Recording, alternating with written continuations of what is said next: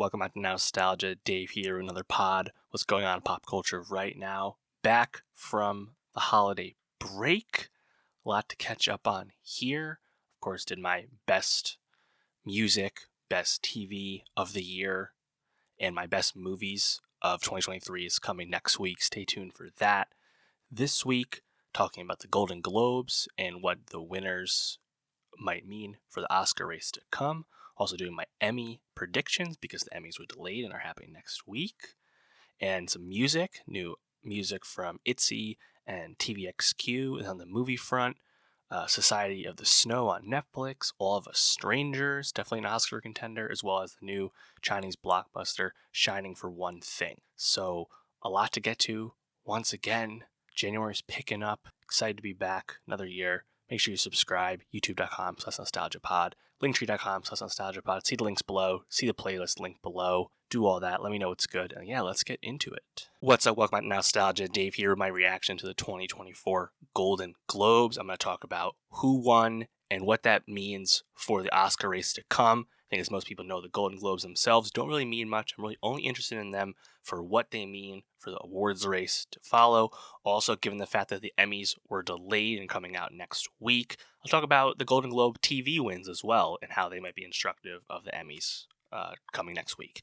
But yeah, obviously the Golden Globes have been a joke for a long time now. The Hollywood foreign press, all their corrupt practices, they're out under new ownership here. Nonetheless, the Golden Globes probably will always exist as a vehicle for awards campaigns, and whatever, it is what it is. And honestly, I think there's some key takeaways in what happened with the 2024 Golden Globes. Chief among them, of course, is that Oppenheimer is in pole position for the Oscar for Best Picture. That is abundantly clear after what happened with the Golden Globes.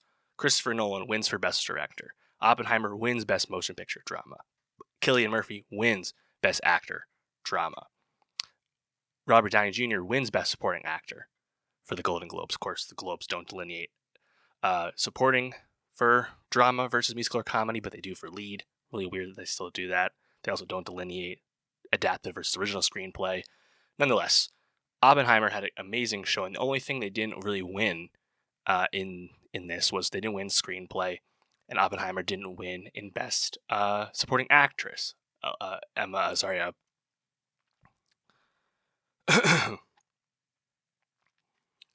Emily Blunt did not win Best Supporting Actress. Divine Joy Randolph won for The Holdovers. That's kind of the only thing that didn't really go Oppenheimer's way. But I feel like you kind of got to lean Oppenheimer as the Best Picture favorite thus far. Obviously, the Guild nominations are coming soon, and the Guild Award winners will come after that. So there's a long way to go in terms of how the wind's blowing, what to expect of Oscar voting. But as our first kind of public awards win here, for certainly the first big televised award, it's looking Oppenheimer right now. I think if you kind of look at the quirks of the Globes and how they separate musical or comedy and drama, Oppenheimer still beats Killers of the Flower Moon head to head here. It still beats Anatomy of a Fall and The Zone of Interest and Maestro, all movies that are probably getting nominated for Best Picture. Over in musical or comedy, Poor Things wins, beating May December, The Holdovers, Barbie, American Fiction, and also Air. So is Poor Things ahead of Barbie and The Holdovers in Best Picture ranking? Perhaps it is. I think The Holdovers has been held up as a movie that is like maybe a stealth upset contender for Best Picture. Too early to say that, but something to watch. The Holdovers not winning musical or comedy here. And also Barbie not winning it as well. It went to Poor Things. So interesting to note here. Also on the Oppenheimer front, well, just to kind of close that loop here, Cillian Murphy winning. Really not surprising me, beating Bradley Cooper for Maestro, beating Leo for Killers of the Flower Moon, beating Andrew Scott, All of Us Strangers. We're kind of expecting all those guys to be nominated, I would imagine, at least most of them. Also being Coleman Domingo and Barry Keoghan. So I think it's Cillian Murphy for Oppenheimer, unless, and this is kind of the key thing with the Globes here, his chief competitor did not really compete against him. Paul Giamatti wins for The Holdovers in Best Actor, Musical or Comedy, beating a bunch of people that probably won't be nominated for Best Actor. He beats Jeffrey Wright for American Fiction, but the other ones, Nick Cage, Chalamet, Damon, Joaquin, probably not in the mix. So Giamatti, who has, I think, been held up as a contender for Best Actor, even more than The Holdovers has been held up as a Best Picture contender. That one's still, I think, in flux, and this just kind of highlights that these are the two leaders of the race here, Murphy versus Giamatti. I'm going to lean Murphy until Giamatti beats him head-to-head, but obviously something to watch. In terms of Best Actress, you had Lily Gladstone win for Motion Picture Drama, Emma Stone win for Musical or Comedy. I think those are our two favorites here. Notable that Lily Gladstone was able to beat Sandra Huller in Anatomy of a Fall. I think she's certainly someone people are watching, given the international composition of the Academy and the voting body as a result. So someone to watch. But Emma Stone beating Margot Robbie here, also beating Natalie Portman in May December. Pretty notable, I would say here. So, and then of course, Robert Downey Jr. winning for supporting actor, notable because he's also beating Gosling, which is probably expected, but more than anything, I think beating Charles Melton for May December, who has quickly risen up as someone who not only is probably almost certainly getting nominated for Best Supporting Actor, but also could have been perhaps held up as a sneaky someone who could unseat Robert Downey Jr. Much like Cillian Murphy, I'm going to lean the Oppenheimer selection until they're defeated head-to-head. And yeah, I think Charles Melton would have really needed to win this. We'll see what happens. I said Divine Joy Randolph beating Emily Blunt as well as Julianne Moore for supporting actress. I think she's our favorite, again, until we see something else. And yeah, Nolan winning director, beating Martin Scorsese, beating Gerwig, beating Cooper, beating Lanthimos. Again, until we see something else, I think you gotta lean Nolan. And honestly, the narrative is strongest for Nolan to win. He's never won before. It's an amazing movie to win for. He's certainly deserving as a master filmmaker. I think you circle the wagons on this one. I think can you rule out Scorsese getting his second? No, you can't. But I'm leaning Nolan and Oppenheimer in general here. On the animated side of things, I think notably you had Studio Ghibli's The Boy and the Heron winning, beating Spider-Man Across the Spider-Verse. And that's notable. That's what I want to see happen. By the way, Spider-Verse won for the first movie to probably win again when Spider-Verse 3 comes out. Let's get Hayao Miyazaki's probably final movie. Let's get that dub here. So I'm happy about that one. Screenplay. You had the win go to Justin Triet for Anatomy of a Fall, which feels very, very predictive, honestly, of how that'll go. Given that that's a movie that'll probably get nominated here Best Picture, but will probably not win too many awards. But screenplay is always competitive. I could certainly see that continuing here. Looking at kind of Globe quirks again, you have for the Oscars we have Best International Feature Film, but the Globes do it kind of differently, and as a result, they have different eligibility. So you have Best Motion Picture Non-English Language is what the Globes do, which is different. Anatomy of a Fall wins here, beating out movies, one movie who won't be nominated as well in Past Lives, but also beating Society in the Snow and The Zone of Interest, Fallen Leaves, and Io Capitano. So that actually doesn't tell us much of anything, because Anatomy of a Fall, as well as Past Lives, will not be in this category for the Oscars. So kind of wait and see there. I guess we're going to lean Zone of Interest for now, given that's probably a Best Picture nominee, but we'll see. I think that's about it for the movies, but in general, pretty instructive. Best Original Song went to the Billie Eilish Phineas song from Barbie. It did not go to the Dua Lipa song, nor did it go to I'm Just Ken. Personally, I think it should certainly go to I'm Just Ken, given that was actually a song that impacted the movie in such a big way. We'll see if that continues. And then the TV front, real quick.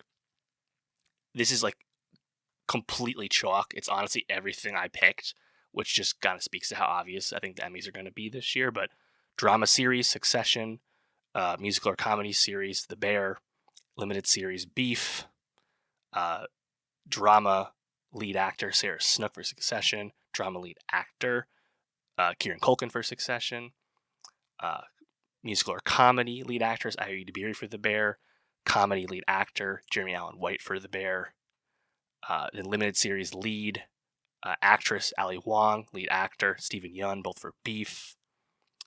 Picked all those. Supporting actor, Matthew McFadyen, that's what I picked. The one that I picked, but I was kind of having a hard time picking was supporting actress. Elizabeth Debicki wins for The Crown. It's actually what I picked, but I think that was a hard one to parse out, so I'm pretty happy about that. It feels like I might have nailed that one. But yeah, kind of interesting that the first time you have the Golden Globes right before the Emmys. So that's probably how it'll go for the most part. There's more supporting actor categories at the actual Emmys. But yeah, I think this is a actually pretty interesting Globe slate here for what it tells us, but also what it doesn't tell us. Obviously Cillian Murphy and Paul Giamatti being split up, for example. So more things to come. Pay attention to those Guild noms as they come out. I'll be doing my Oscar nomination predictions soon and then reacting to those noms when they come out. Of course, doing my Oscar predictions later on when we get closer. So a lot of more award season to come, as well as my best movies of the year coming soon. I still got to see Zone of Interest. It's really annoying the slow release movies had. Nonetheless, a lot of movies, a lot of award season coming soon. Make sure you subscribe. Let me know what you thought about this Golden Globe set of winners. And for more movies and all that, subscribe. See you next time. What's up? Welcome back to Nostalgia. Dave here with a review of TVXQ's 9th album, 20 and 2. This is the first album drop from the K-pop duo, legendary second-gen K-pop duo TVXQ. Their first release since 2018. It's been a long time, and this release is celebrating 20 years of this group being out, debuting way back in 2002. Obviously very unprecedented to have K-pop groups remain so active so long into a career. Of course, the name is alluding to both the 20 years of being a group, but also the fact that TVXQ remains only 2 members after obviously being a larger group when it debuted. It's been a duo for over 10 years at this point, so this is what most people I think about lately. Nonetheless, it's pretty cool to get a second-gen drop. I guess it's becoming a bit more common lately. I talked about the Shiny album that came out, last summer, and that's an interesting example of a group really jumping back into their career after post-military service as male idols. And I'll be curious if TVXQ gets super active as a duo again. We'll see. They've been around as soloists, but either way, it's just really cool to see this from old groups. It's like almost it's like really kind of a welcome thing no matter when it happens, just because you don't get it all too often. And if sometimes when it does happen, maybe there's not as much fanfare about it, various reasons. Nonetheless, I think there was quite a bit of excitement about TVXQ's comeback. The only downside to it, honestly, was that this dropped on December 26th, coming out in the holiday corridor. Not the best time to release music. A lot of people aren't checking for it. A lot of people aren't writing about it, So I've obviously coming to this album a little bit late here. Nonetheless, TVXQ's 20 and 2, 10 songs, 31 minutes. I actually like this quite a bit. I didn't have much experience listening to this group, to be honest. But for really having no expectations, I guess my biggest expectation is knowing it's an SM Entertainment drop, just kind of thinking about the production styles and choices they usually lean into. I was pretty into it, honestly. Like, I think for the most part, the whole track list goes pretty hard. The first song down, I thought the singing, the vocals, were great. I think, and Max Chang, they're just really talented vocalists, and that should come as no surprise, obviously. But like they harmonize great, and like I think the production is used in such a strong way to really kind of highlight and then mix them together. Like I just think it sounds really awesome. I love the drop on this song down. I think the intro in general is really engaging. On the outro, you kind of get to this like really like passion, like belting out vocals, which I thought were really good as well. The big I think title track here would be track 2, Rebel, which I also like a lot. I mean, that beat goes absolutely crazy. I think there's some like flute in there. Really just kind of brings the energy. Really kind of bonkers. I kind of love the melody. It's almost like a Carol of the Bells melody. Speaking of the holidays, like that stood out to me. It could have used a better chorus, but honestly, all the verses, all the other build-up aspects of the song, I think work really well. And honestly, a song like this kind of reminds me of like what Stray Kids is up to these days, and I'm sure they take some inspiration from their K-pop OGs in terms of how they make music. But it certainly brought me there in terms of music I listen to right now. Just kind of going through the rest of the track list, though. Track 3, Rodeo. I thought the vocals really strong on here. You got some hip hop on that one. Jungle, really cool electronic breakdown. In general, the production on this album is really engaging for its, I think, variety, for its like layered nature, and sometimes it's a lot, but I thought it was pretty fun, to be honest. Life's a Dance, definitely a vibe shift for sure, as it might suggest, very dancey, kind of a fun rhythm to it. I enjoy the horn production. Fix It, which is just a solo song. Catchy, pretty groovy. I like when the hip hop comes in kind of halfway through.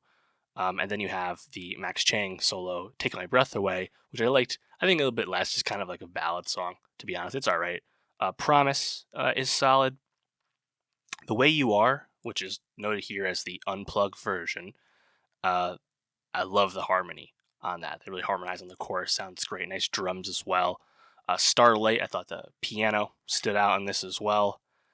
And yeah, like, I mean, for having no expectations going in, I was pleasantly surprised. I'm curious what like hardcore TVXQ fans are thinking about it. Or if you were there 20 years ago, please let me know what you think of this. I mean, in general, the way I treat these kind of releases, it's just cool that you're getting it. It's cool that they're working together again, just because it feels so uncommon, feels so far away, that sort of thing.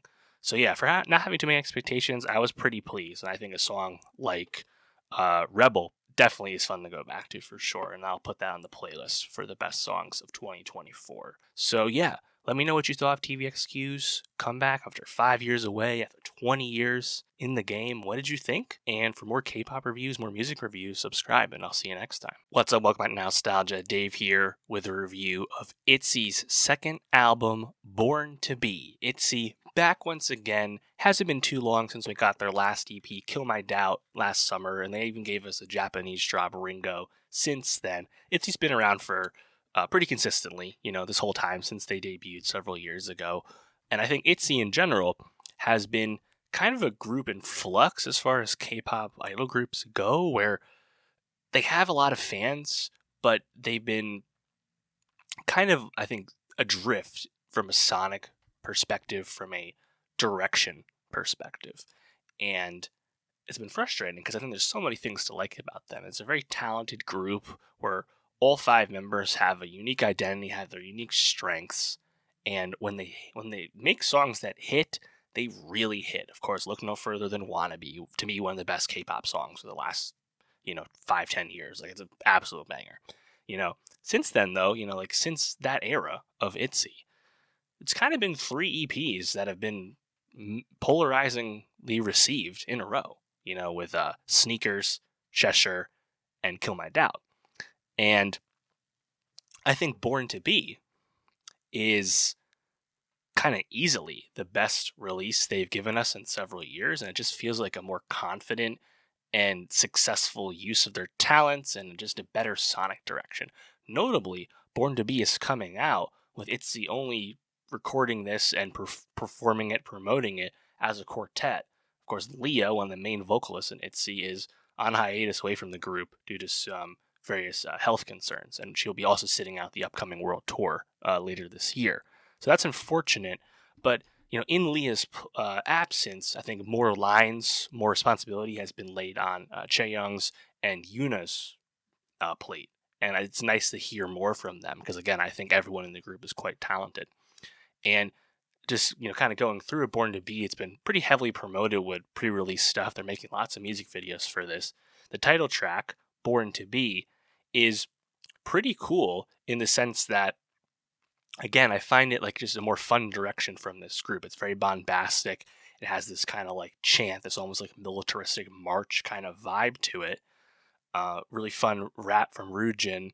The verses in general I really enjoy. I think Yuna does a really good job on this. My only note is that the chorus is still a bit boring, which is kind of a consistent trend you get with a lot of K-pop right now. It's just like the chorus, often a bit repetitive, kind of grates on you. But I like the energy, I like the production on this. I think it's pretty solid.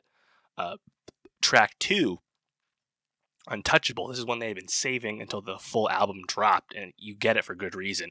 This is probably the best ITZY song in several years. And that's awesome because this just kind of does everything you kind of want from them. It's really groovy, has this very bouncy chorus. I think it's just their catchiest song in a while. And it's really kind of in that banger mold.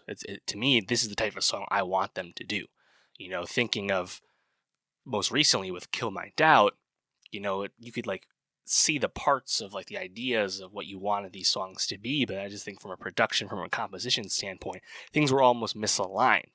But Untouchable, like that's like them back on track. Like that's what I want to hear. That I think that one really goes.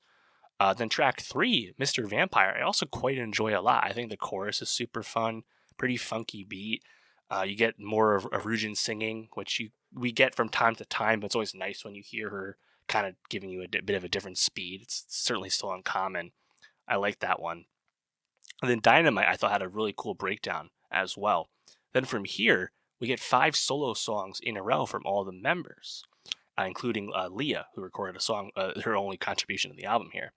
And, I'm not going to go back to any of these solo songs per se, but it's a good first step that you're getting all of them. And in general, I think they all kind of highlight what these members are about. I think production-wise, I think Mine, the Chaeyoung solo song, that's probably the most interesting of them all, to be honest. I thought that was pretty cool.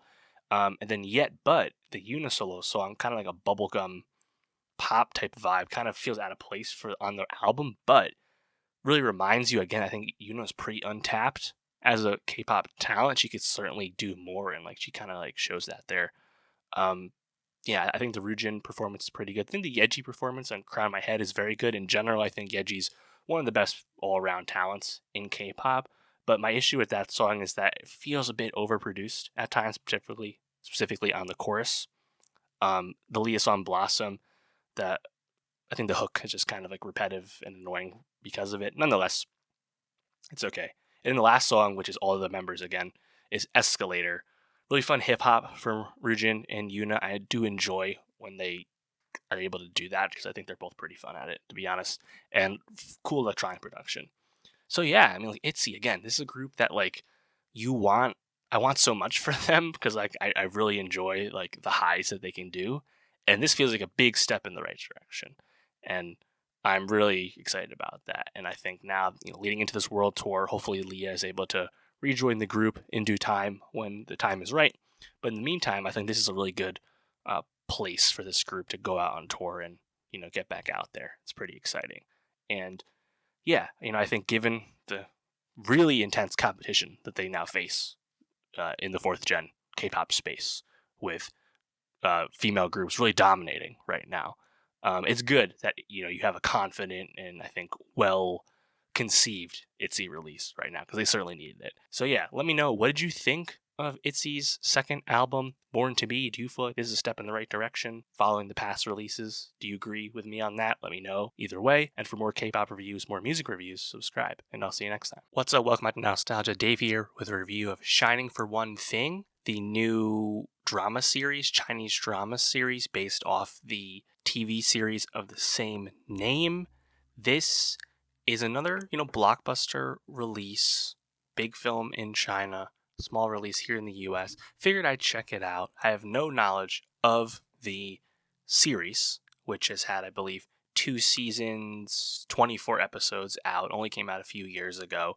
And this movie is basically an adaptation of the series, not a sequel or prequel or anything like that. So I felt, I could just go in, see what this is about. I've never really watched C-dramas or K-dramas before, so I wasn't really sure what to expect per se, but I've had a good time with a lot of the Chinese blockbusters that got big releases or small releases in the US following big Chinese performance. I had a good time with a lot of those last year, so I figured I would try again this time. And this movie is actually kind of interesting because it had a pretty big opening weekend in China around the New Year, over 70 million opening weekend, but then it kind of cratered following that and has only crossed 100 or so. So maybe not as big as initially thought, but perhaps it being related to an existing IP TV series maybe has something to do with it. Either way, I think this movie, it's fun at times, but ultimately I struggle with it. I think a big part of it is I think the localization of this movie is not good. If you're not a Chinese speaker, you will not get subtitles for the text messaging that happens in the movie. We got English subtitles just fine, but none of the texting was translated. So I felt like I was missing a good chunk of the movie from that as a result. Also, I think the pacing of this movie is just kind of off, It's kind of interesting where it's really just these 2 lead characters, it's a complete two-hander. You have Q Xiao and Zhang Jianjin, and they play Zhang Huasen and Lin Bixing. And they're basically just, kind of star-crossed lovers, and we spend most of the time with the male perspective, and we switch to the female perspective. And I think it's going all fine until that point, but then kind of like over halfway through, the movie just completely flips, and we get introduced to parallel universes and all this genre stuff. And I just didn't really see that coming. I also felt like it got really forced, where we start like reliving scenes that we previously seen, a pretty common trope with like the, repeat the day again type thing. There's a little bit of Your Name storytelling in here. But I just feel like we didn't spend enough time with the female perspective after spending so much time with the male perspective. And I was just a bit confused with like what was going on. Like it's apparently these two people are like older and they're coming back to their past lives. That part is not clear at all. So I think just in general, like as a newcomer to the movie, having never seen the series, I didn't really follow a lot of the past versions of themselves stuff until they kind of like through some voiceover wrapped it up at the end there. That was a bit confusing to me, to be honest. I think I like some of the meet cute stuff. Like, it's pretty fun. I like the stuff at the bookstore, for example. I think Zhang's friend who works at the repair shop, his whole relationship with the art student, or nascent relationship, that also is like really undeveloped to this. I think the villain characters, these like kind of street punk guys, very cartoonish, very one-dimensional. Yeah, like it's a movie. I thought it just kind of started to drag for me. Like I think just like the pacing kind of really lost me. And maybe if the texting was clear and I was following more of that narrative, that would have helped. But honestly, I wish like there was some kind of grounding to it. I personally didn't need the parallel universes stuff at all. Obviously, I understand that's like a key aspect of how this series works and what this series is about, in terms of going to all these past versions of yourself and different all parallel versions of yourself, trying to find this love. Like I got that, but like to me, like this is a film that like it's not very inviting to a newcomer, to be honest. So yeah, a bit of a disappointment for me, although I didn't really have high expectations. I'm very curious to like what people that are fans of the series or Chinese speakers in general who can read the text and like what they think, because I'm clearly not the target audience for a movie like this. So I'm curious if this like really hit, for the Shining for One thing heads, the ones who really love that series. I'm also curious, like those people who love this series, do they want a movie adaptation of the series? Or would they have wanted some kind of sequel or reimagining or something? Because like these actors are reprising their role from the series. I'm curious if this was maybe too safe of a prospect for them as well. Also, just an amusing note, this movie starts off with title cards from all the studios and production companies behind the movie, as all movies do. But I swear this movie had like 10 production companies involved with it. It was really funny just watching all those logos go on, one after another. Pretty amusing. But yeah, Shining for One thing didn't really work for me, although I definitely was coming at it with a not the best knowledge of the source material and all that. Let me know, though. Did you like it more than me? What did you like about it? Let me know. And for more movie reviews, subscribe, and I'll see you next time. What's up? Welcome back to Nostalgia. Dave here with a review of Society of the Snow, the new survival thriller film from J.A. Bayona. This is a Spanish film out now in the US on Netflix. Spanish title La Sociedad de la Nieve. This film depicts the 1972 Andes flight disaster, and it is a harrowing movie, and I thought this movie was really good. Honestly, I really liked it. This is a film that I think we widely expect to be nominated for Best International Feature Film at the Oscars. We know it already made the Oscar shortlist. Of course, the submission from Spain, J. Bayona, Spanish film director.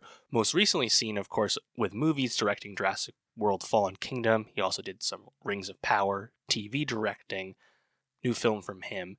This is a movie that depicts, Uruguayan people made by the Spanish. Nonetheless, feels more, I think, grounded and accurate to how things might have been. This is for key reasons. One, it's cast, by Uruguayan and Argentinian actors, most of them unknowns.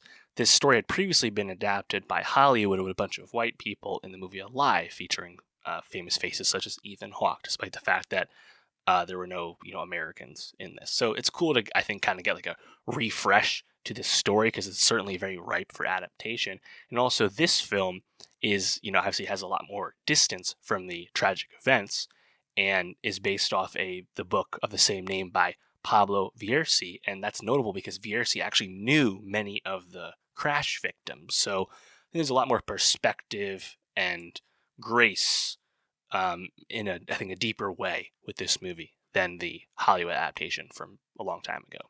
So I think the Society of Snow is really good. Certainly harrowing, certainly difficult to watch at times, but really this is just a pretty epic story, honestly, about this plane flight filled primarily with a bunch of young men, this Uruguayan rugby team on a flight from Montevideo, Uruguay, across the Andes Mountains to Chile. That's where they were trying to go, but due to various issues, they end up crashing in the Andes Mountains, and a bunch of search and rescue attempts never locate the plane, and thus this group, those who survive the initial crash, have to try and survive with seemingly no help ever coming to find them, and everyone out in the rest of the world presuming they're already long since dead. And the depiction of the crash itself, I think, is really riveting. Obviously it's a really hard thing to watch and really painful thing. But once you get past that, the whole how will all these men and women survive? Like, what are they going to do? Pretty challenging.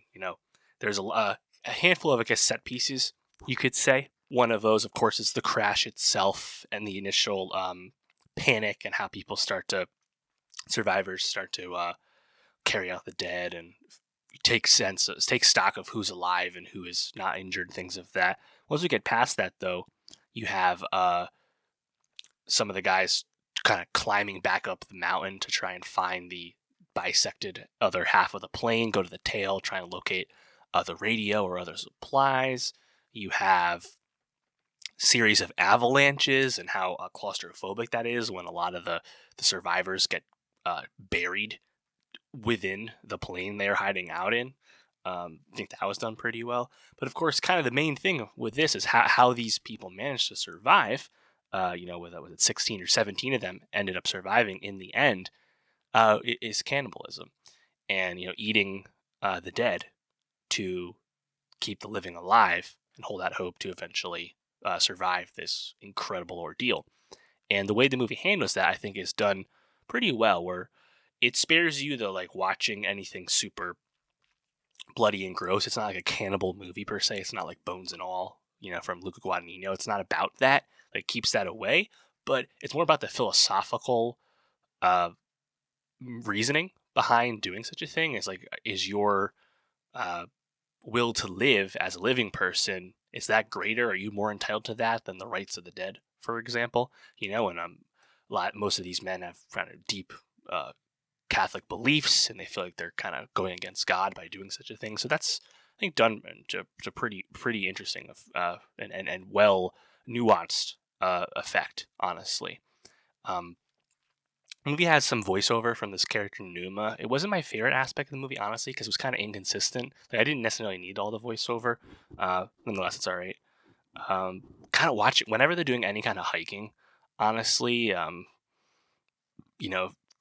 time getting stranded out there and away from the plane, dealing with the exposure, all that, I think is pretty harrowing, pretty crazy. And this movie is filmed in a pretty epic way, where they filmed in all sorts of locations. There were several units making this movie. They have a lot of exterior footage of the actual Andes, and they actually went to the crash site for some stuff, and other filming was done, in a more controlled setting. So nonetheless, it looks really convincing as a crashed plane atop this kind of plateau valley in the middle of nowhere in the Andes, this massive mountain range, of course. It looks tremendous. And to me, I think the movie really picks up where it's pretty long. Honestly, maybe the movie could be a little shorter, but once it picks up where you have these two characters, Nando and Roberto, and they decide that they're going to hike for help basically. They had previously hiked all the way to the tail of the plane, locating the radio, and despite having some electrical function, they're just unable to get the radio to work, and they realize this is their only option. And it's pretty epic, honestly, watching these two guys hike 10 plus days over 38 miles with basically no supplies, no equipment in the middle of the Andes Mountains in the winter, waiting for the thaw to at least begin, with the seasons being at least a little bit more favorable to them, but just an absolutely epic thing. And there's this amazing build-up early on in that hike where the guys are hiking up, and they have a comrade with them still, hiking up to what they think is going to be leading them to, like, being able to see into Chile, right? And what they see is just more mountain, more winter, more massive range, and it's like this huge build-up moment, and it's kind of almost like defeating thing, and like where they go, and then the build-up to when they actually finally find help, and it's like a really euphoric thing. And I think this is a really effective portrayal of a huge tragedy, but also speaks to kind of the determination, the perseverance of those people that did survive. Like, it's really well done. So I think it's certainly deserving of the Oscar nomination. I think it's pretty likely to get that, by the way, with Netflix's backing, although I probably wouldn't pick it to win right now. I just feel like it's going to have a hard time beating The Zone of Interest, for example, but we'll see. I like the movie a lot, and honestly, really awesome cap to the year Netflix had with movies, between movies they produced, movies they just acquired. Like, it's been pretty steady, the last few months, right? And maybe this is not as most hyped up but as Zack Snyder's Rebel Moon or Bradley Cooper's Maestro, but to me, it's, I think, a really worthy and well done movie. And yeah, shout out Netflix, shout out Jay Bayona. Everyone did a really good job with it. Shout out the actors, honestly, which not all of them in their roles are given a lot of characterization per se, but for a cast of mainly unknowns, I mean, they did a really good job. But yeah, that's Society of the Snow. Let me know what you thought of it. And for more movie reviews, as well as more Oscar talk, subscribe, and I'll see you next time. What's up? Welcome back to Nostalgia. Dave here with a review of All of Us Strangers, Andrew Haigh's new film starring Andrew Scott and Paul Mescal.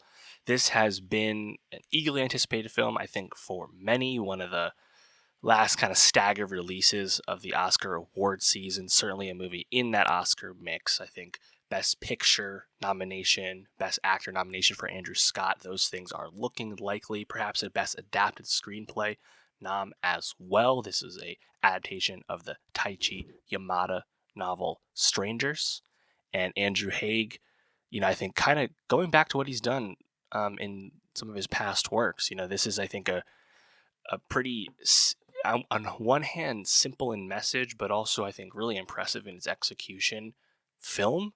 It's a story I think takes a lot of processing. It certainly took me some time to sit with the movie and kind of dwell with what was communicated and where the film, kind of leaves you. But I think it's a pretty impressive work. I was certainly knocked out by the ending, and I'm going to spoil it. There are certainly some spoilery aspects to how this movie goes about it, but I'll just say that I liked the movie a lot. I think the Oscar attention, although probably not going to win too much at the Oscars, but the Oscar attention, Oscar noms are certainly well deserved. This is a Searchlight movie that premiered back at Telluride, now kind of getting that staggered limited release in early January after kind of opening at the end of the year. And yeah, I think it's all pretty well earned. Andrew Scott, this is kind of the big role for him, post the Fleabag breakout, of course, as Hot Priest on Fleabag season 2 several years ago at this point.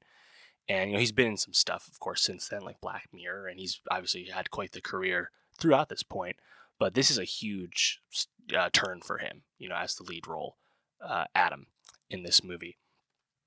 And also Paul Mescal, I mean, goddamn, like, been a fan ever since I saw Normal People back in 2020, kind of knockout performance from him in that. I think people know that at this point. But his role as Harry in All of Us Strangers, it's a bit reminiscent of what he gave us just a year ago with After Sun, to be honest. These are two roles, two characters that are on a similar side of the coin, let's say, to keep it spoiler free. And I think that's pretty impressive from him. He is definitely definitely an actor who can communicate, I think, a certain presence to sensitivity, unlike few people can, and what a flex by him to do After Sun and All of Us Strangers, and then follow it up with Gladiator 2 later this year. I mean, hats off to Paul Mescal. I remain a gigantic fan of his. I think he's great, and he's great in this movie. And then also great in this movie would be Jamie Bell and Claire Foy, who play Andrew Scott's character Adam. They play Adam's parents. And yeah, let's kind of get into the spoilers here. So again, like the movie a lot, but there's a lot to spoil, so let's just do it. Come back, leave a comment when you've seen the movie, let me know what you think.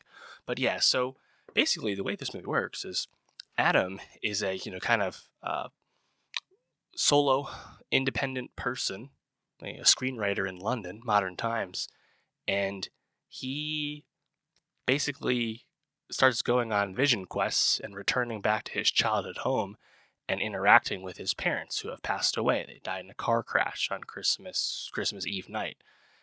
His parents, played by Claire Foy and Jamie Bell.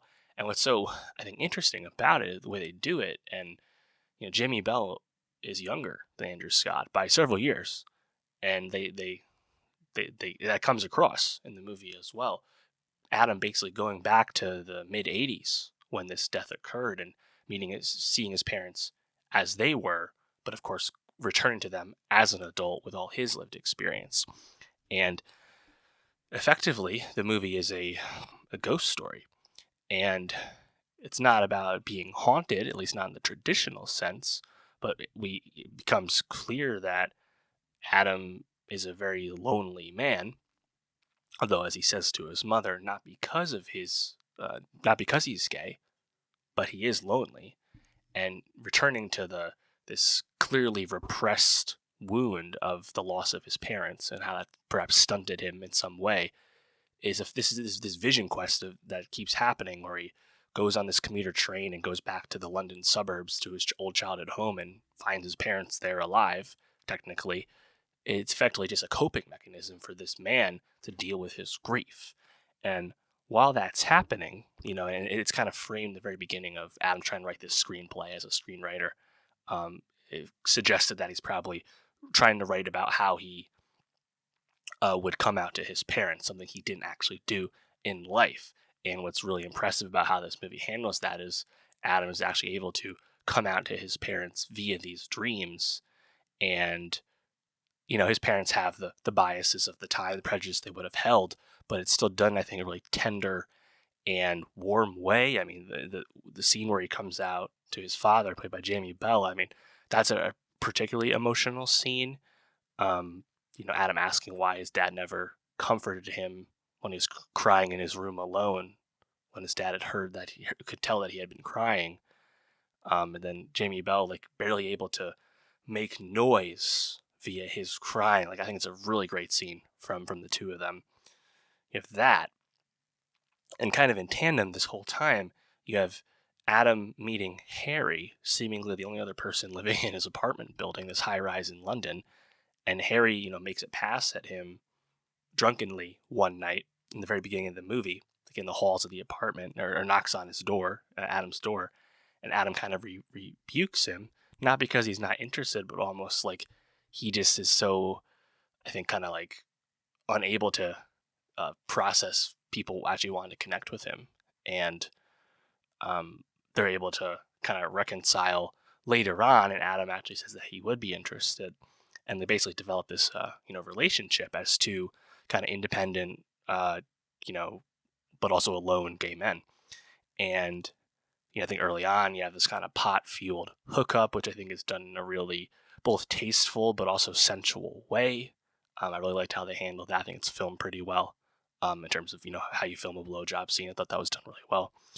And, yeah, I mean, there's some, I think, really great stuff in this. Andrew Scott, Paul Mescal, there's an age gap between those two guys in real life, and that's true with their characters, where you realize that Adam is so repressed in part because of the extreme homophobia that he certainly experienced growing up in the 80s, but also coming of age in the time of the AIDS crisis, versus of Harry, who's a lot more sexually forward, and they have different views of using the word gay versus using the word queer, and what those negative connotations had mean from their given times. I think that's a really intelligent scene that they have between each other.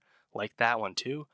And yeah, the relationship kind of goes from there. But meanwhile, Adam is still going back and seeing his parents, and you have the club scene where they both do ketamine that Adam found in his wallet, so he says. And Adam does a pretty big bump. I don't think he realized it was ketamine at the time. Probably thought it was coke or something. And the club scene is really cool with the dancing, and obviously you got the classic, bisexual lighting, the purple in there, and it looks really good. But Adam effectively has a bad trip and starts crying out for his parents, and Harry's not sure what to do, takes him home. Things start to spiral a little bit. And I think kind of watching the movie, I think at times I struggled with what was reality versus what was a dream, what was a vision. Um, looking back on seeing the whole film, it makes a lot more sense. It's one of the first movies in a long time where I've kind of almost immediately want to rewatch it, because there's, I think, a lot of things to process from the beginning and in the end that kind of help you recontextualize what you're watching in real time.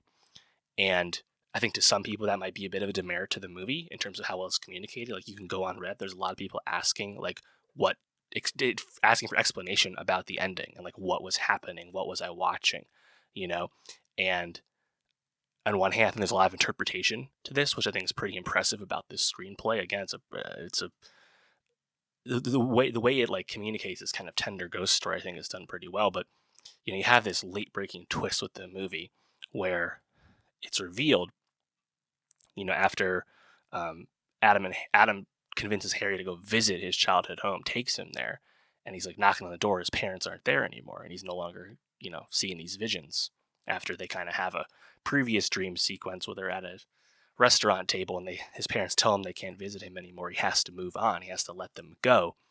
Adam takes Harry to see his childhood home, and no one lets him in. No one's there. It's dark.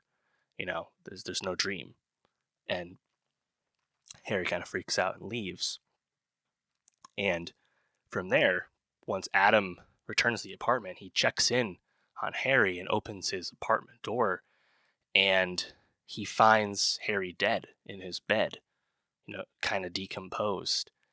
And then Paul Mescal, as Harry walks in the door behind him, and it's like kind of like a big what the fuck, like holy shit type thing, where you realize that Harry was also a ghost. In fact, he was a ghost almost the entire time in this movie. I didn't pick up on this in the moment, but upon doing some further reflection, looking what other people said about the film, it's clear that Harry's dead body is wearing the same clothes, holding the same liquor bottle that you saw Harry in when he made the first pass at Adam in the very beginning of the movie. So what effectively happens is after Adam, turns down Harry's advance in the beginning of the movie, we're led to believe that Harry basically goes back to his apartment alone and drinks himself / takes some drugs and kills himself and dies in the night. And you have this, to me, like really like deeply affecting like line where Ghost Harry says, "How come nobody came looking for me?" or "How come nobody found me?" Something like that. And it speaks and like really calls back to the beginning of the movie when Harry and Adam are first connecting and talking about their shared loneliness, where, Harry was telling Adam about how he was kind of on the outskirt of his family, even though things are better now. You could tell that he was certainly a troubled man in his loneliness and in his life, and it kind of fucks you up to like realize that, that like the character died right then and there, and then Adam, so unable to really connect, so unable to process his own grief, basically made up a whole other aspect of this coping mechanism where he is envisioning a romantic life with Harry and having that burgeon while he's still going on these dream quests with his parents that he can't move past. And the way that ends, where they kind of reconcile, and I guess you can interpret it as Adam basically cuddling with Ghost Harry and telling him it's okay to like move on and like go to the afterlife, I guess. And then you have this kind of like epic drop or was it Frank Goes to Hollywood, the power of love goes in, and like Adam and Harry become these stars, and like the music is pulsing, and it's a really powerful ending. And the tears can certainly flow at that time. And like I said, like this is a movie where like there were times watching it where I was a bit confused of where I was sitting. And then when you watch the ending, you maybe even get a little bit more confused until you sit with it more. Like I said, I would like to watch the movie again just to reprocess it all. But I think what the movie says about repressed grief and loneliness, and I mean, I think it's a very moving movie, you know? And I mean, in terms of like queer cinema, this is one of the most significant works I think we've gotten quite some time. You know, we get works in that realm, that very broad realm, pretty regularly, of course.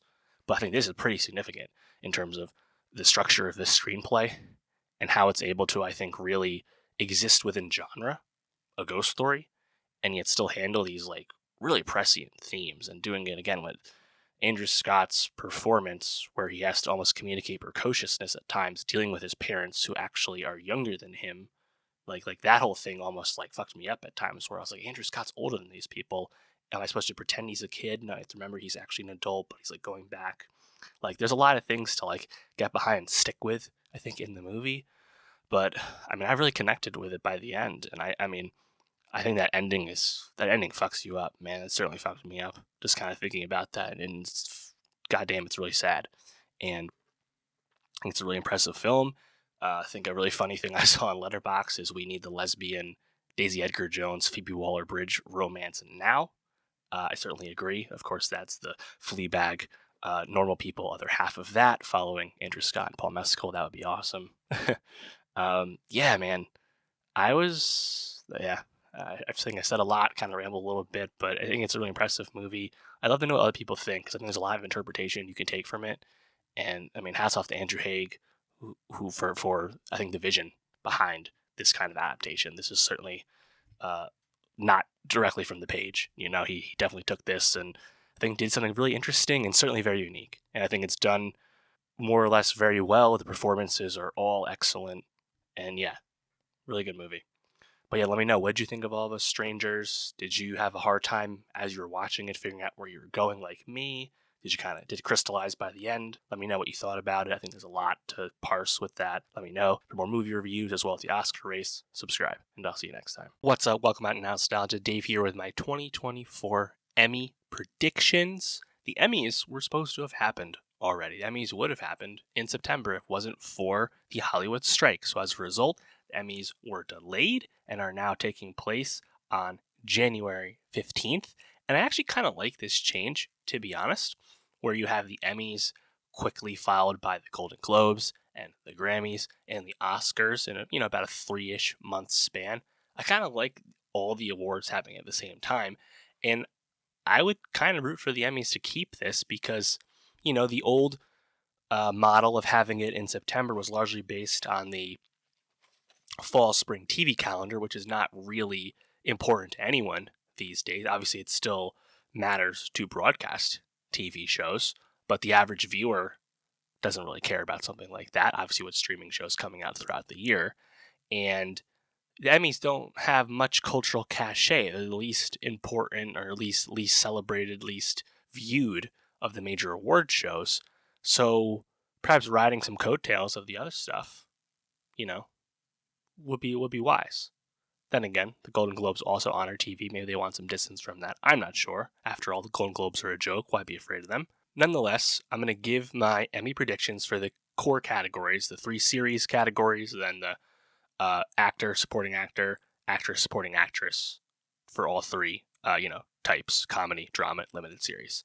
And, I did my Emmy nomination predictions back when the nominations dropped, and I reacted to the nominations when those came out. So check those out if you want more insight. For this, I'm really just going to kind of go through my picks. And of course, make sure you subscribe and come back because I'll be reacting to the results when Emmys actually do take place on January 15th. So unsurprisingly, HBO and Netflix lead the way once again in terms of total nominations. But let's get into the predictions. So we'll start with comedy. Outstanding comedy series. We have Abbott Elementary, Barry, The Bear, Jury Duty, Marvelous Mrs. Maisel, Only Murders in the Building, Ted Lasso, and Wednesday. nice grouping of various networks and streamers there. I think overall this is a pretty obvious one. This is going to the Bear. This would be the Bear season 1, by the way, which is nominated this year. And you look at this category, you have Ted Lasso, which won for its first 2 seasons, the last 2 times, and also Marvelous Mrs. Maisel, which won way back for its first season, a while back at this point. And I guess in theory, you could perhaps say Abbott Elementary is in the mix here, having won other lower awards last time around. And Ted Lasso, can't rule it out for going 3 for 3 with its final season here, I guess. But I think it's kind of obvious that the Bear, its time is now. This is kind of hilarious and on brand for the Emmys that just like Barry, you have the Bear nominated in the comedy category, despite the fact that that's a very dramatic and serious show where it's kind of being nominated in the comedy category because it has funny moments, but really because it's a half-hour series. But it's a half-hour drama. That's sometimes funny, to be honest. Whatever, that's what happens. That's what they've been doing for a while now. Going to the acting in the comedy categories, we have lead actor in the comedy series. We have Bill Hader for Barry, Jason Segel for Shrinking, Martin Short for Only Murders in the Building, and Steve Martin is not nominated this year, Jason Sudeikis for Ted Lasso, and Jeremy Allen White for The Bear. Of course, previously in this category, Sudeikis won the last 2 times, and Bill Hader also won twice before as well in these roles. I think you can't rule those guys out, but I would say it's the Bear's time once again, and Jeremy Allen White very deservingly should win for The Bear as his role as Carmy. What a fantastic show, what a fantastic performance. That's my pick. Outstanding lead actress in a comedy series, we have Christine Applegate in Dead to Me, Rachel Brosnahan in The Marvelous Mrs. Maisel, Quinta Brunson in Abbott Elementary, Natasha Lyonne in Poker Face, and Jenna Ortega in Wednesday. Brosnahan won this way back for Maisel season 1. This is the last time Applegate can be nominated, last time Brosnahan can be nominated. I would keep those in mind. I think it should be Quinta Brunson for Abbott Elementary. She, of course, won for comedy writing last time around. People remember the speech. But she's also a great comedic actor in her own right. So I think that's the pick, but wouldn't be shocked if there's kind of an upset here. Natasha Lyonne, probably not for Poker Face on Peacock, but, she's kind of been someone who's been a darling at times, albeit in a smaller degree. But yeah, I think it's safe to go with Brunson here. Let's go to supporting actor for comedy. We have Anthony Carrigan for Barry, Phil Dunster for Ted Lasso, Brett Goldstein for Ted Lasso, James Marsden for Jury Duty, Evan Moss-Baccarat for The Bear, Tyler James Williams for Abbott Elementary, and Henry Winkler for Barry. Previously, Goldstein won the last 2 times for Lasso, and then back Henry Winkler won once for Barry. This is an interesting one where I don't have a good feel for this totally. I could see Goldstein going 3 for 3. I could see Evan Moss-Baccarat winning for The Bear, which is probably my favorite of the choices here. If The Bear has a big night, that wouldn't be too shocking. I could see James Marsden making a surprise for Jury Duty, which overall, the Amazon Freebie series came out of nowhere. Big surprise. It's hard to say. Anthony Carrigan, not really. I mean, he's the funniest aspect to Barry. It would be cool if he won. I'll go with Evan Moss-Baccarat, but I'm not super confident. Tyler James Williams for Abbott Elementary is also there. Wouldn't be shocked. It's a tough one. I think Outstanding Supporting Actress in a Comedy Series is a bit less tough, though. We have Alex Borstein for Maisel, Ayo Edebiri for The Bear, Janelle James for Abbott Elementary, Cheryl Lee Ralph for Abbott Elementary, Juno Temple and Hannah Waddingham for Ted Lasso, and Jessica Williams for Shrinking. Last year, Cheryl Lee Ralph won for Abbott, and previously, Hannah Waddingham has won for Ted Lasso, and Alex Borstein has won twice for Maisel. So you have 3 previous winners in the same roles for this category, and can't rule any of them out, especially Cheryl Lee Ralph having won last year. But I think this is a very safe call for Ayo for The Bear. Tremendous performance, super deserving. That's what I want to see, and that's what I think will happen as well. So that is comedy. Let's go to drama. Outstanding drama series. We have Andor on Disney+, Better Call Saul, the final season on AMC, The Crown, not the final season, the penultimate season on Netflix, House of the Dragon on HBO, Last of Us on HBO, Succession, the final season on HBO, White Lotus Season 2 on HBO, and Yellow Jackets, Showtime.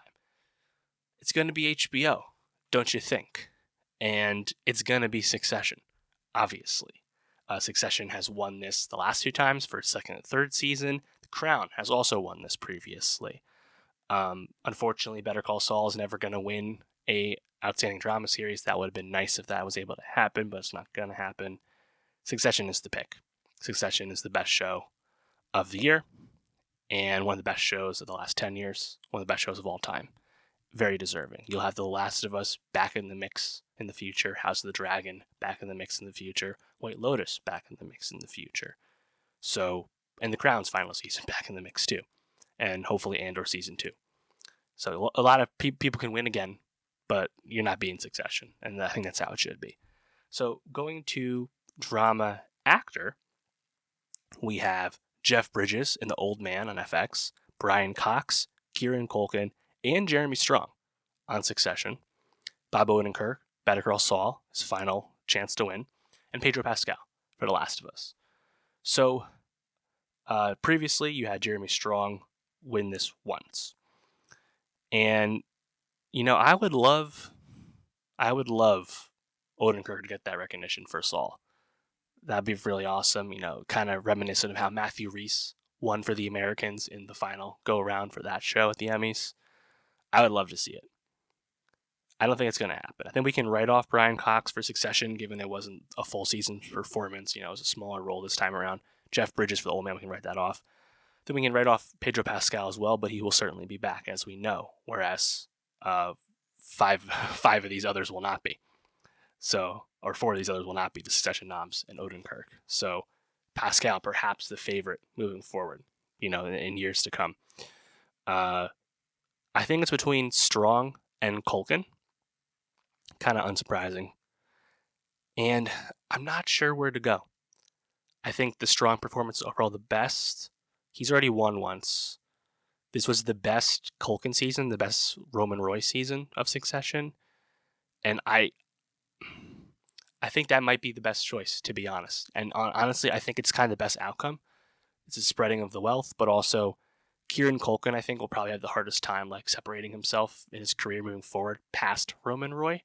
So some recognition for his career best achievement with this and an amazing performance will be pretty well earned. Whereas Jeremy Strong is kind of like the pure thespian type. He'll be back. He'll probably get nominated for an Oscar one day. We know the kind of actor he is, right? So I'll be rooting for Culkin, but I think it's between Culkin and Strong. Outstanding lead actress in a drama series, we have Sharon Hogan for Bad Sisters on Apple TV+, kind of an unexpected nom there. Melanie Linsky for Yellow Jackets, Elizabeth Moss for Handmaid's Tale, Bella Ramsey for Last of Us, Kerry Russell for The Diplomat on Netflix, and Sarah Snook for Succession. Previously, Elizabeth Moss won this way back for The Handmaid's Tale. I think this is kind of Sarah Snook in a walk for Succession. Her last chance to win for this. She's amazing as Shiv. We know this. Also, I think Sarah Snook might have some trouble like Kieran Culkin moving past Succession, so it'd be a nice way to win.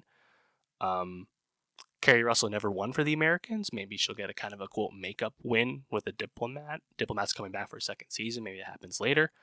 And Bella Ramsey on the younger side of things, but it wouldn't be completely out of nowhere. So that's kind of an interesting one, but I'm going to go with Sarah Snook. I think Succession's having a big night. And then supporting actor in a drama series, we have F. Murray Abraham, Michael Imperioli, Theo James, and Will Sharp for The White Lotus. And then we have Nicholas Braun, Matthew McFadden, and Alexander Skarsgård, and Alan Ruck for Succession. HBO getting all the nominations in the category, but it's split between only 2 series. I said this before when I reacted to the nominations. We need to change how the balloting works to avoid something like this. We want people to make decisions. You can't just pick the whole damn cast and throw them in supporting. It's stupid, it's lazy, and it hurts other shows. It's not good. Not all those people need to be nominated. Nevertheless, that's what happened. And I think this is Matthew McFadden, again, who previously won this last time around as Tom Wamsgams. An amazing performance, an amazing season once again. McFadden's really special. As Tom, he deserves it. And I think that's where it's going. because frankly, you have all these White Lotus actors that I don't think any of them can rise above each other. They kind of cancel each other out. And yeah, I mean, do you really see Skarsgård or Ruck or Braun beating McFadden? I don't. Culkin made a choice to run Best Actor this time around, so that was kind of clearing the decks for McFadden, you could say. Supporting actress in a drama series, slightly more diverse with shows. You have Jennifer Coolidge, Megan Fahey, Sabrina Impacciatori, and Simona Tabasco for The White Lotus. And then you have Elizabeth Debicki for The Crown, and Rhys Seehorn for Saul, and J. Smith Cameron for Succession. Fun mix here, I think. Again, I'm going to kind of write off everyone on The White Lotus with the exception of Jennifer Coolidge, who perhaps could pull through here. I haven't been the biggest fan of that character, the Tanya character on White Lotus, so wouldn't be my choice personally. Debicki has gotten so many plaudits for her portrayal of Princess Diana on The Crown, so I think that one's in the mix here. I'd love Rhys Seehorn to win for Saul. I mean, she took so long to get nominated for her performance as Kim Wexler, after all. Unfortunately, I don't see it happening, but that's what I really would love to see. And then J. Smith Cameron, you can't write off Jerry. You couldn't write her off in Succession. You can't write off the actors playing her, given the show that it's a part of. So this is a tough one to pin down. This probably is one of the hardest categories to predict. And this is hard. This is really tough. Man, I have a sneaking feeling it's going to be Coolidge for some reason. But I'm going to kind of go off the wall and say Debicki wins, but I'm probably wrong there. So let me know what you think about that category. I think that's probably the hardest one to pick. Let's go limited series then. So limited series, obviously, all of these series have not been nominated before because they're new. White Lotus previously won for limited series, but it's no longer one of those. It's now in drama series after all. And kind of looking at this, I think all these shows will remain limited series, to be honest. We have Beef on Netflix, Dahmer, the Jeffrey Dahmer story, and the Monster, the Jeffrey Dahmer story, aka Dahmer, on Netflix. Weird name here. Daisy Jones and the Six on Amazon, Fleischman in Trouble on FX, and Obi-Wan Kenobi, Disney Plus. Did not see that one coming. To me, this is kind of between two. This is probably between Beef and Dahmer. Beef is the best choice. Beef should win. Beef is who I'm picking. Beef is who I want to win. But I wouldn't necessarily write off Netflix behind Dahmer. Dahmer was a massive show, after all. So we'll see. But I'm picking Beef. Now we have a lead actor in a limited series or movie. You have Taron Egerton in Blackbird on Apple TV+, Kumail Nanjiani on Welcome to Chippendales on Hulu, Evan Peters on Dahmer, Daniel Radcliffe in the Weird Al Yankovic story movie on the Roku channel, Michael Shannon in George and Tammy on Showtime, and then Stephen Yeun in Beef on Netflix. And I'm going, I think, again, it's kind of a two-horse race. It's Beef versus Dahmer. It's Yeun versus Peters, where, once again, I'm picking Yeun. I think Yeun should win. Amazing performance as Danny on Beef, but I wouldn't rule out Evan Peters.